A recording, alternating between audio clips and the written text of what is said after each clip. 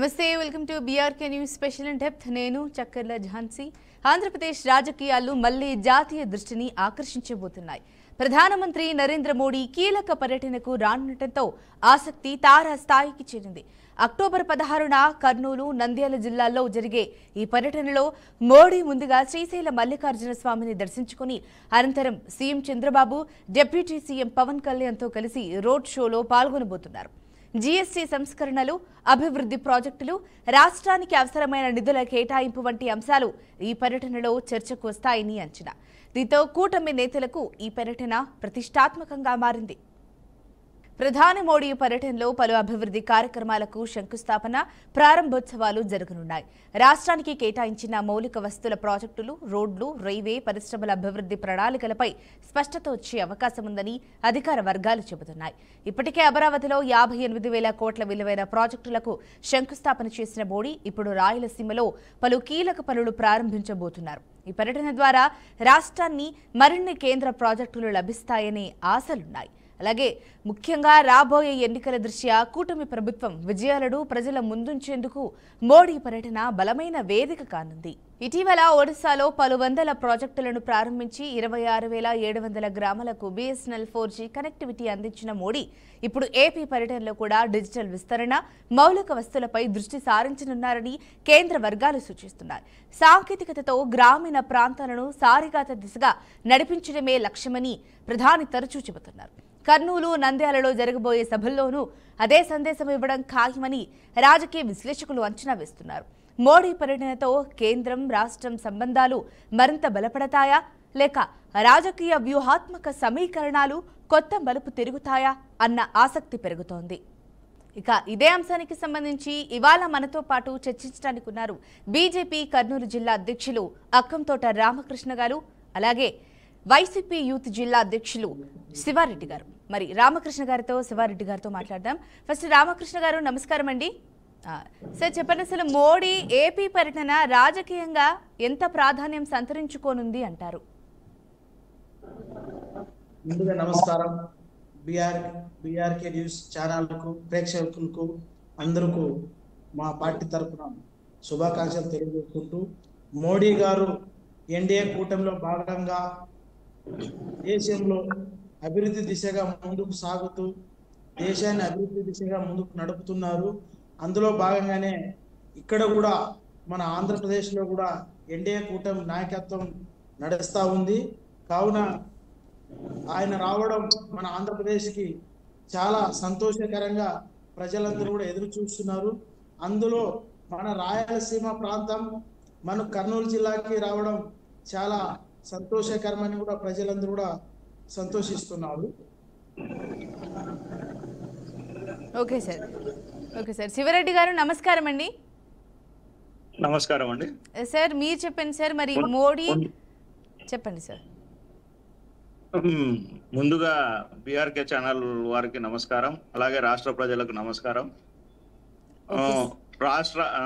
దేశ ప్రధానమంత్రిగా శ్రీ నరేంద్ర మోడీ గారికి రాష్ట్ర ప్రజల తరపున రాష్ట్ర వైసీపీ ఈ యువజన విభాగం తరపున సాధారణంగా స్వాగతిస్తున్నాం మేడం వారు వచ్చేది మా ఉమ్మడి కర్నూలు జిల్లాకు వస్తున్నందుకు సంతోషాన్ని వ్యక్తం చేస్తున్నాం ఏమంటే వచ్చాక వాళ్ళు ఈ ఉమ్మడి సర్కారులో రాయలసీమలో వెనుకబడిన జిల్లాలుగా ఉన్న నంద్యాల కర్నూలు జిల్లాలకు ఏదైనా మోడీ గారు వస్తున్నందుకు ఏదైనా న్యాయం జరగాలని కోరుకుంటున్నాం మేడం ఓకే సార్ మరి ప్రస్తుతం మోడీ గారు రావడం జరిగింది అలాగే మరి ఈ పర్యటనలో ముఖ్యంగా జీఎస్టీ పర్సెంటేజ్ అయితే తగ్గించడం జరిగింది సార్ మరి జీఎస్టీ సంస్కరణలు అలాగే నిధుల కేటాయింపులపై కూడా ఏపీకి కేంద్రం నుంచి స్పష్టత వస్తుందా అని క్వశ్చన్స్ వినిపిస్తున్నాయి సార్ మరి దీనికి ఏం సమాధానం చెప్తారు ఏపీకి ఇప్పటికే ఎన్డీఏ కూటమి భాగంలోనే గతంలో 2014లో ఎన్డీఏ కూటమి తరఫున మన ఆంధ్రప్రదేశ్ విభజన జరిగిన అనంతరం కూడా అప్పుడు కూడా అభివృద్ధి జరిగిందంటే కూడా అది ఎన్డీఏ కూటమి ద్వారానే ప్రియతమ నేత నరేంద్ర మోడీ గారు ప్రధానమంత్రి గారు చొరవతోనే జరిగిందని కూడా మనం గర్వంగా చెప్పుకోవచ్చు అనేక విషయాలపైన మన కర్నూలు డిక్లరేషన్ కావచ్చు ఈ రాష్ట్రానికి ఏది అవసరమైతే అవన్నీ కూడా నిధులు సమకూర్చి ఈ రాష్ట్రానికి రాజధానిగా తీర్చిదిద్దాలని మన విజయవాడ అమరావతికి హైకోర్టు కూడా తీసుకురావడం ఎన్డీఏ కూటమి భాగంగానే జరిగింది. ఇప్పుడు కూడా మన దేశ ప్రధానమంత్రి గారు రాయలసీమ పర్యటనలో భాగంగా శ్రీశైలం మల్లికార్జున దర్శనం చేసుకుని అనంతరం కర్నూలు రోడ్ షో ఉంటుంది కాబట్టి ఆ షెడ్యూల్ పూర్తిగా ఇంకా రాలేదు. వచ్చిన వెంటనే అవన్నీ కూడా చకచక జరుగుతాయి. కావున భారతీయ జనతా పార్టీ, టీడీపీ, జనసేన 3 పార్టీలు కలిసి ఆంధ్ర రాష్ట్రాన్ని అభివృద్ధి దిశగానే నడుస్తున్నాయి. ఇప్పటికీ మనకు జిఎస్టీ తరఫున ఏదైతే 2017లో ఈ దేశంలో ఒక్కొక్క రాష్ట్రంలో ఒక్కొక్క బిల్లు పెట్టి జిఎస్టీ కాకుండా ఇన్కమ్ ట్యాక్స్ అని వసూలు చేస్తున్న సమయంలో భారతదేశం అంతా ఒకటే ఉండాలని ప్రీతమ నేత నరేంద్ర మోడీ గారు జిఎస్టీ తీసుకురావడం జరిగింది. 2017 నుంచి నేటి వరకు కూడా జిఎస్టీ ద్వారా వచ్చిన డబ్బులన్నీ కూడా ఆ డబ్బులు కూడా ఎక్కడ ఏది కూడా వేస్ట్ కాకోకుండా ప్రతి పైసా కూడా మన దేశ అభివృద్ధి కోసమే ఆ డబ్బులు ఖర్చు చేయడం జరిగింది. ఎయిర్పోర్ట్ డెవలప్మెంట్ కావచ్చు, మన రైల్వే రంగానికి డెవలప్మెంట్ కావచ్చు, వివిధ రంగాలకు డెవలప్మెంట్ కావచ్చు, రైతులకు కావచ్చు, అన్ని వర్గాల అన్ని రంగాలకు అభివృద్ధి జరగాలని ఈ జిఎస్టీ ద్వారా వచ్చిన డబ్బులన్నీ కూడా సమకూర్చి వివిధ రంగాలకు అన్నిటికీ కూడా డెవలప్మెంట్ చేస్తూ వచ్చిన ఘనత మన ఎన్డీఏ కూటమిది. కావున ఇప్పుడు కూడా మన దేశాన్ని మన రాష్ట్రాన్ని ముందుకు నడిపించే నాయకుడు మన ప్రియతమ నేత నరేంద్ర మోడీ గారు. అందులో భాగంగానే మన రాయలసీమ డిక్లరేషన్ కూడా రాష్ట్ర విభజన అప్పుడే చెప్పడం జరిగింది. ఇప్పుడు కూడా దానికి కట్టబడి ఉంది మన యొక్క బీజేపీ పార్టీ ఎన్డీఏ కూటమి. ఓకే రామకృష్ణ గారు. శివారెడ్డి గారు మీరు చెప్పండి సార్, మరి జీఎస్టీ సంస్కరణలు నిధుల కేటాయింపులపై ఏపీకి కేంద్రం నుంచి స్పష్టత వస్తుందా అనే ప్రశ్నలు వినిపిస్తున్నాయి సార్. మరి దీనికి ఏం సమాధానం చెప్తారు? మేము రాష్ట్ర ప్రజల తరపున శ్రీ నరేంద్ర మోడీ గారిని ఒకటే విజ్ఞప్తి చేస్తున్నాం. జిఎస్టీ తరపున ఎన్ని ఐటమ్స్కి అయితే జిఎస్టీ తగ్గించారో వాటి వల్ల ప్రజలకు ఎంతో ఉపయోగం జరిగింది. అలాగే పెరిగిన వాటివి చాలా వరకు పెరిగినాయి. వాటి వల్ల ప్రజలకు ఎంత నష్టం జరుగుతుంది వాటిని గుర్తుపెట్టుకొని రాష్ట్రం విడిపోయాక చాలా అంధకారంలో కూరుకుపోయింది. దానికి పేపర్ ప్రకటనలకు కాకుండా ప్రాక్టికల్గా ముఖ్యంగా మా రాయలసీమ ప్రాంతానికి బీజేపీ గవర్నమెంట్ బీజేపీ వారు రాయలసీమ డిక్లరేషన్ అని చెప్పడం జరిగింది. రాయలసీమ డిక్లరేషన్ తరపున ఇండస్ట్రియల్ పార్కు కానీ, పారిశ్రామిక అభివృద్ధి కానీ, నిరుద్యోగుల వలసలు కానీ పూర్తిగా అరికడతాం. వాటి నుంచి వాటి సమస్యలకు పరిష్కారం చూపుతామని గత 10 ఏళ్ల నుంచి బీజేపీ గవర్నమెంట్ చెప్తూ ఉంది. ఆ బీజేపీ గవర్నమెంట్ ద్వారా రాయలసీమ జిల్లాలకు ఎటువంటి ఇండస్ట్రియల్ పార్కు పరంగా ఎటువంటి ఇండస్ట్రీస్ వచ్చాయి, ఏ విధంగా పారిశ్రామిక అభివృద్ధి జరిగింది, వీటన్నిటిపైన రాష్ట్ర ప్రజలకు వివరించాలని కోరుకుంటూ నరేంద్ర మోడీ గారిని రిక్వెస్ట్ చేస్తున్నాం. ఎందుకంటే ఇప్పటికీ రాష్ట్రంలో ఉండే యువత బీటెక్ చేసినా ఏదైనా డిగ్రీలు కంప్లీట్ చేసినా ఉద్యోగం రావాలి అంటే హైదరాబాద్ వైపు, చెన్నై వైపు, బెంగళూరు వైపు చూడాల్సిన పరిస్థితి ఉంది. వాటికి రాష్ట్ర యువతకు ఎటువంటి ఉద్యోగ అవకాశాలు కల్పిస్తారని శ్రీ నరేంద్ర మోడీ గారు కానీ ఈ కూటమి సర్కార్ కానీ చెప్పవలసిన బాధ్యత ఉందని చెప్తున్నాం. ఓకే శివారెడ్డి గారు. మరి రామకృష్ణ గారు మీరు చెప్పండి, మరి శివారెడ్డి గారు చెప్పినట్టుగా మరి రాయలసీమలో అభివృద్ధి కోసం అయితే మరి శివారెడ్డి గారు మాట్లాడడం జరుగుతోంది. మరి నిజంగానే మోడీ గారు ఈ పర్యటనలో మరి రాయలసీమ అభివృద్ధి కోసం ప్రకటించే ప్రాజెక్టులు ఏవైతే ఉన్నాయో అవి ఎంతవరకు ప్రజల్లో విశ్వాసం కలిగిస్తాయి అంటారు? మేడం, ఆల్రెడీగా ఎన్డీఏ కూటమి ప్రభుత్వం ఇప్పుడు కూడా అభివృద్ధి దిశగానే నడుస్తుంది. అభివృద్ధి చేయడంలోనే ముందుంటుంది. మనకు ఇప్పుడు మన కర్నూలు జిల్లాలోనే పిన్నాపురం దగ్గర సోలార్ ప్లాంట్ ఆల్రెడీగా నడుస్తూ ఉంది. గ్రీన్ కో నడుస్తూ ఉంది. అది ఏదైనా కంప్లీట్ అయ్యిందంటే ఏదైతే వారు అడిగారో జాబులు కావాలా, నిరుద్యోగులు లేకుండా కావాలని అది పుష్కలంగా వస్తుంది. అనంతరం మనకు ఎయిర్పోర్ట్ కూడా వచ్చింది. ఎన్డీఏ కూటమి ద్వారానే ఎయిర్పోర్ట్ కూడా వచ్చింది. ఈ గ్రీన్ కో చాలా పెద్ద ప్రాజెక్టు. దేశంలోనే నెంబర్ 1 గా ఉండాలని రాయలసీమకు ప్రియతమ నేత నరేంద్ర మోడీ గారు దాన్ని కేటాయించడం జరిగింది. దానికి గాను మొన్ననే ప్రహ్లాద్ జోషి సెంట్రల్ మినిస్టర్ గారు కూడా వచ్చి దాన్ని సందర్శించి దానికి ఇంకా ఏదైనా నిధులు అవసరమైతే వెంటనే దానికి కేటాయిస్తామని కూడా చెప్పడం జరిగింది. అది గాన అయిన త్వరగా ఓపెన్ చేయగలిగితే వేలాది మందికి ఉపాధి దొరుకుతుంది అనేది కూడా మన యొక్క లక్ష్యం, బీజేపీ పార్టీది అండ్ కూటమిది.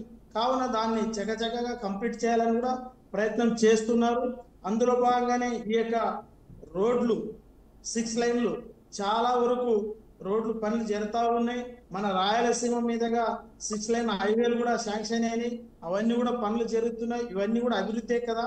ఇంకా రాబోయే రోజుల్లో కూడా చాలా అభివృద్ధి పనులు ఉన్నాయి. అవన్నీ కూడా చేసి చూపిస్తాం, ప్రజలకు అందిస్తాం. ప్రజల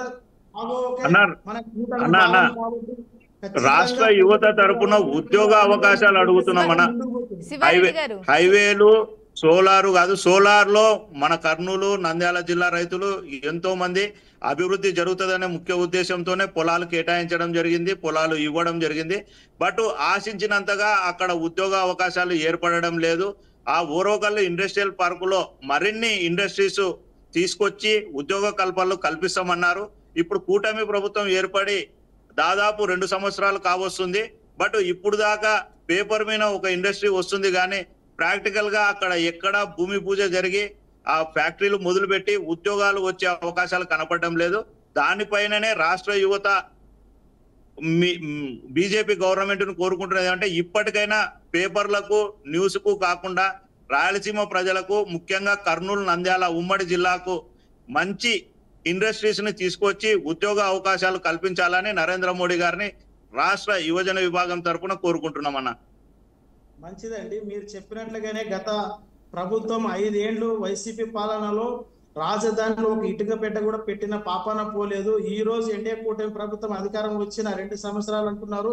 1.5 సంవత్సరం పూర్తి చేసుకున్న సందర్భంలోనే అనేక శాఖలకు సంబంధించిన బిల్డింగ్స్ కన్స్ట్రక్షన్స్ మొదలు పెట్టడం జరుగుతుంది. అక్కడ అనేక బిల్డింగ్స్ కూడా రెడీ అవుతాయి. అదేనా ఇప్పుడు కూడా మీరు మొదలు 10 సంవత్సరాల నుంచి మొదలు పెట్టడమే ఉంది, ఇటుక వేయడమే ఉంది కానీ పూర్తయి ప్రజలకు అందుబాటులో వచ్చేది ఒకటి కూడా లేదు. శివారెడ్డి గారు దయచేసి ఒకరి తర్వాత ఒకరు మాట్లాడండి, ఎందుకంటే అది కన్ఫ్యూజన్ లో అర్థం కాదు. సో రామకృష్ణ గారు మాట్లాడిన తర్వాత శివారెడ్డి గారు మీరు మాట్లాడండి. అభివృద్ధి చేయలేకుండా ప్రజలంతా తప్పుదావ పట్టించింది గత ప్రభుత్వం. ఈ ఎన్డీఏ ప్రభుత్వంలో ఖచ్చితంగా ప్రజల వైపునే ఉంది, ప్రజలకు అభివృద్ధి కల్పిస్తా ఉంది, ప్రజలకు అభివృద్ధి చేస్తా ఉంది ఎన్డీఏ గవర్నమెంట్. అన్నా అభివృద్ధి అనే మాట వస్తే రాష్ట్రంలో ఉండే గత ప్రభుత్వంలో రాష్ట్ర ప్రభుత్వం జగన్మోహన్ రెడ్డి గారి గవర్నమెంట్ లో ఏర్పాటు చేసిన పోర్ట్లు మీకు కనపడతలేవా? మెడికల్ కాలేజీలు మీకు కనపడతలేవా? రైతు భరోసా కేంద్రాలు కనపడతలేవా? ఈ వైజాగ్ అయితేమి ఎక్కడైతే ఇండస్ట్రియల్ మీతోనే చర్చలు చేసి తెచ్చిన ఇండస్ట్రీస్ కనపడతలేవా? ఎంతసేపు ఉన్న రాజధానిలో 4 బిల్డింగులు కడితే అదే డెవలప్మెంట్ అనేది రాష్ట్ర ప్రజలకు చెప్పాలనుకోవడం మా దురదృష్టకరం. ఎందుకంటే రాష్ట్ర ప్రజలు, రాష్ట్ర యువత కోరుకుంటున్నది ముఖ్యంగా ఉద్యోగ అవకాశాలు, ప్రభుత్వం పరంగా వాళ్ళకు భరోసా. కానీ మీరు మీ దృష్టిలో రాజధానిలో ఎస్పెషల్లీ అమరావతిలో 4 బిల్డింగులు కడితే అదే అభివృద్ధి అనుకుంటే ఆడనే రాష్ట్ర ప్రజలు ఇబ్బంది అవుతారనేది మా వైసీపీ తరఫున ప్రతిరోజు చెప్తున్నాం. రాష్ట్రం రాజధాని కావాలి, బట్ దానితో సమానంగా రాష్ట్రంలో ఉండే వెనుకబడిన ప్రాంతాలైన రాయలసీమ ప్రాంతాలకు కానీ ఉత్తరాంధ్ర ప్రాంతాలకు కానీ సరైన ఇండస్ట్రీస్ కానీ సరైన కంపెనీలు కానీ రావాలనేది కోరుకుంటున్నామన్నా. దానిపైన బీజేపీ గవర్నమెంట్ ఏ విధంగా స్పందిస్తున్నది అనేది చెప్పండి. ఖచ్చితంగా రాష్ట్రం అంతా కూడా ఎన్డీఏ కూటమిలో భాగంగానే అనేక ప్రాజెక్టులు మనకు రావాలని ఇవ్వాలని కూడా ఎన్డీఏ గవర్నమెంట్ తీర్మానం చేసింది. అందులో భాగంగానే మనకు విశాఖపట్నం అటువైపున కూడా భారీగా ప్రాజెక్టులు వచ్చినాయి. మన రాయలసీమలో ఓర్వకల్లో కూడా ఇంకా డెవలప్మెంట్ చేయాలని చెప్పి కూడా దాన్ని కూడా తీర్మానించారు. అవన్నీ కూడా ప్రాజెక్టులు అతి త్వరలోనే ప్రారంభానికి నోచుకుంటాయి. మీరు అడిగినట్లుగానే ఏదైతే ప్రజలకు అన్ని రకాల సౌకర్యాలు కావాలన్నారో అవన్నిటిని కూడా అందించేదానికి కూటమి ప్రభుత్వం ముందుంది, నడిపిస్తుంది, చేస్తుంది.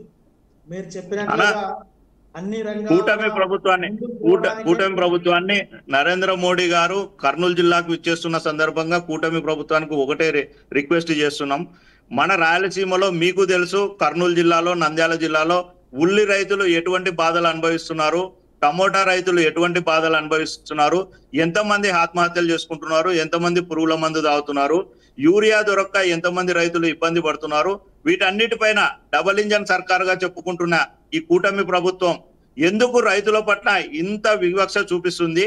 రైతులకు శ్రీ నరేంద్ర మోడీ గారు రాయలసీమ జిల్లాకు వస్తున్న సందర్భంగా ఏదైనా శుభవార్త చెప్పి ఈ ఉల్లి రేటు పైన, టమోటా రేటు పైన, యూరియా విషయం పైన మీరు ప్రశ్నించి రైతులకు, రాయలసీమ రైతులకు ఏదైనా భరోసా ఇచ్చే కార్యక్రమాన్ని చేపట్టాలని కోరుకుంటున్నాం. ఆల్రెడీగా మీరు చెప్పినట్లు ఉల్లి దానికి రాష్ట్ర ప్రభుత్వం నిర్ణయం తీసుకునింది.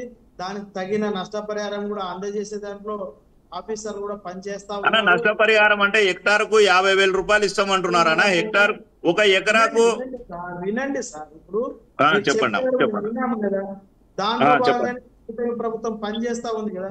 రైతులకు ఏ విధంగా వాళ్ళకి ఆదుకోవాలో కూటమి చూస్తుంది కదా, ప్రభుత్వం ఆదుకుంటుంది కదా, చేస్తుంది. అదే కాకుండా మీరు చెప్పినట్లు మిగతా పంటలు కూడా ఏ విధంగా అయితే నష్టపోతున్నాయో దానిపైన కూడా దృష్టి పెడుతుంది ప్రభుత్వం. ఆల్రెడీగా మా అందరితో, జిల్లా అధ్యక్షులతోటి, మా రాష్ట్ర అధ్యక్షులు కూడా మొన్ననే మాట్లాడినారు. ప్రభుత్వం వైపు నుంచి మనం మాట్లాడదాం, ఏదైనా పంటలు నష్టాలు మీ జిల్లాలో జరిగింటే ఒక అంచనా వేసి చెప్పడం జరిగింది. దాని కొరకు కూడా మా వాళ్ళందరూ పనిచేస్తున్నారు. మేము కూడా రిపోర్ట్ అందిస్తాం. దానికి సంబంధించిన ఈ రాష్ట్రంలో ఎవ్వరు నష్టపోకోకుండా చూసుకోవాల్సిన బాధ్యత రాష్ట్ర ప్రభుత్వం మీద ఉంది. ఖచ్చితంగా రైతులకి అండా దండగా మా ప్రభుత్వం నిలబడుతుంది, వాళ్ళకి న్యాయం చేస్తుందని కూడా భరోసా ఇస్తున్నాం.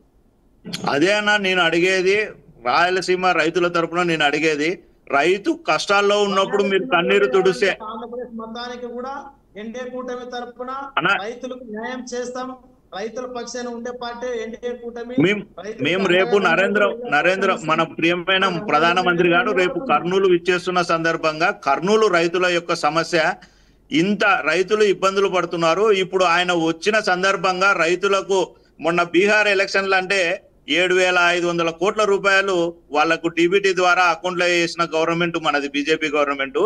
ఆ విధంగానే రేపు రైతులకు అత్యవసరంగా ఒక 200 కోట్లు 300 కోట్లు ఈ టమోటాకు, ఉల్లికు గిట్టుబాటు ధర కింద మీరు ఏమైనా రైతులకు శాంక్షన్ చేపిస్తే రైతులకు వాళ్ళని ఆదుకున్నట్లు ఉంటది కదా అనేది బీజేపీ తరపున మిమ్మల్ని, మా వైసీపీ యువజన విభాగం తరపున మిమ్మల్ని రిక్వెస్ట్ చేస్తున్నామన్నా.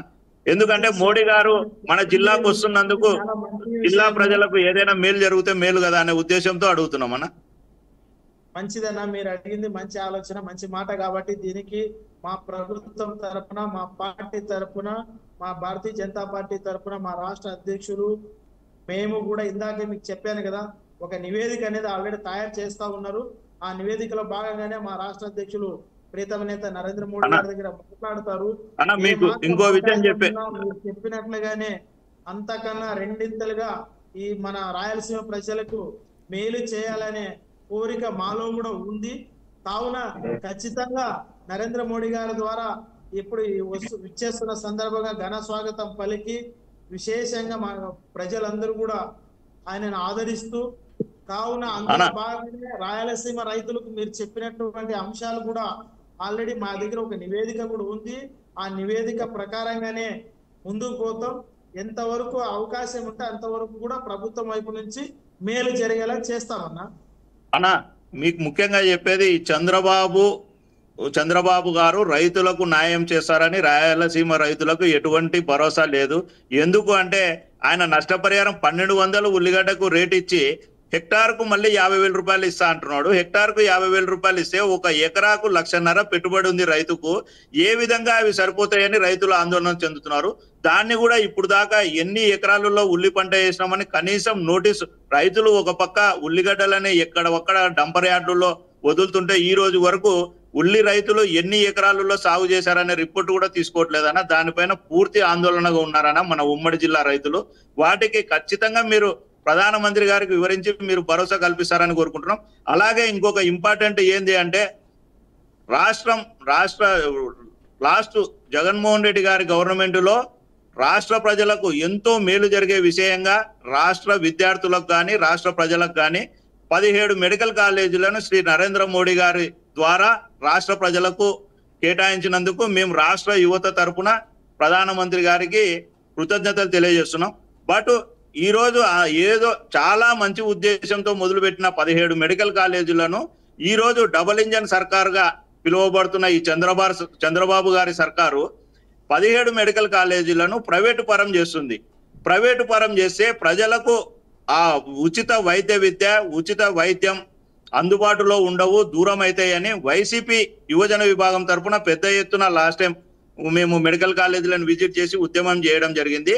దానిపైన శ్రీ నరేంద్ర మోడీ గారిని రాష్ట్ర ప్రజలకు అంటే మీకు ప్రైవేటు పరం చేయడం ఇష్టమా లేదా మీకు సంబంధం లేకుండానే రాష్ట్ర ప్రభుత్వం ఇటువంటి నిర్ణయం తీసుకుందా? ఎందుకంటే ఆ రోజు మేము మా ప్రియతమ నాయకుడు గవర్నమెంట్ కాలేజీలు, ప్రభుత్వ మెడికల్ కాలేజీలు అని చెప్పి నరేంద్ర మోడీ గారి దగ్గర పర్మిషన్ తీసుకొనే రాష్ట్ర ప్రభుత్వానికి కేటాయించి ప్రభుత్వ కాలేజీలను మొదలు పెట్టడం జరిగింది. దాంట్లో 5 మెడికల్ కాలేజీలు కంప్లీట్ అయ్యి అడ్మిషన్స్ కూడా ప్రారంభమైనాయి.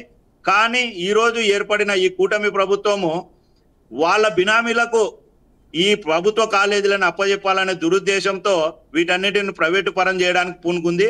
దీనివల్ల మీకు కూడా కూటమిలో ఉన్నందుకు బీజేపీ ప్రభుత్వానికి కూడా చెడ్డ పేరు వచ్చే ప్రసక్తి ఉంది. అందుకు మీరు నరేంద్ర మోడీ గారికి దీన్ని వివరించి రాష్ట్ర ప్రజలకు మీరు ప్రభుత్వ మెడికల్ కాలేజీలను ప్రైవేటు పరం చేయడానికి అనుకూలం కాదా అని రాష్ట్ర ప్రజలకు వివరించాలని కోరుకుంటున్నామన్నా. Right sir, thank you so much Shivareddy garu, అలాగే రామకృష్ణ గారు. అండ్ సమయం మించిపోయిందండి. మరి ఈ అంశానికి సంబంధించి చక్కటి విశ్లేషణ అయితే అందించారు. థ్యాంక్ యూ సో మచ్ అండి. మరి చూద్దాం రాబోయే ఎన్నికల దృష్ట్యా ఈ పర్యటన కూటమి ప్రభుత్వానికి ఏ మేరకు లాభం చేకూరుస్తుంది అన్నది. ఇది వాటి స్పెషల్ ఇన్ డెప్త్. చూస్తూనే ఉండండి బీఆర్కే న్యూస్ తెలుగోడు సత్తా.